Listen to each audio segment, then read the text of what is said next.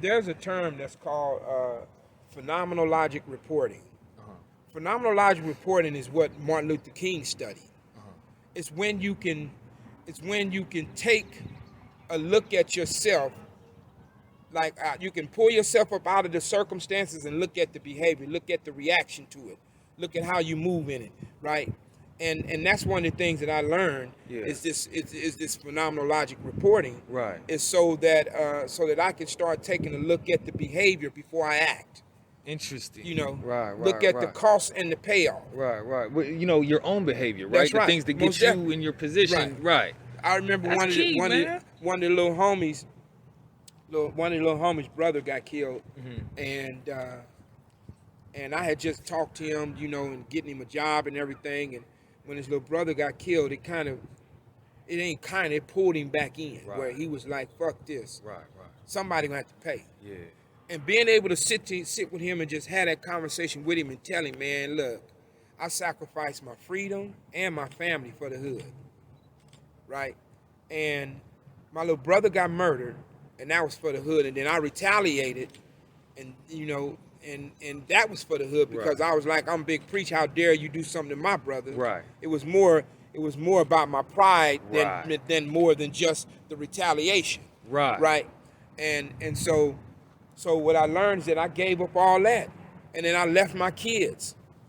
I left my kids, and they had to be raised by their mama and no father. And then that's where the real loss really starts to settle in. You know what I mean? Right. And one of the things that I talk to, like I tell them, like, how do you want to leave the women in your life?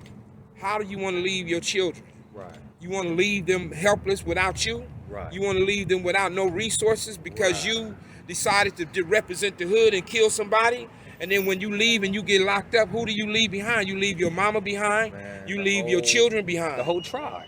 Right. So if you can't pay attention to that, if you don't give a fuck about them, then why should somebody even trust you? Right. Exactly. Like, these are the people who you supposed to be there for. Right. Right. Right. So what are you gonna do then? Yeah, man. It's important that they get this young, man. That's right. Because there's a lot of things that young boys, young girls too, for that matter, just aren't being told. That's right. right. You know what I'm saying?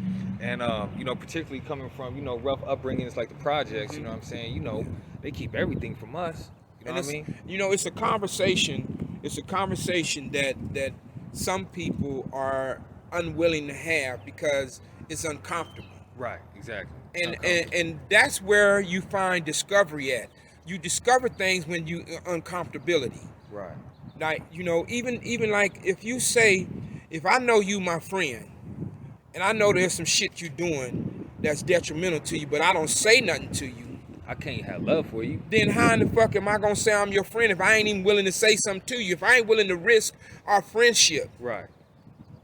To help you or save you. That's right. Right. Then that means I'm operating from a selfish standpoint. Right. Right. And that's just my perspective. Yeah. That's just that's been my experience. Right.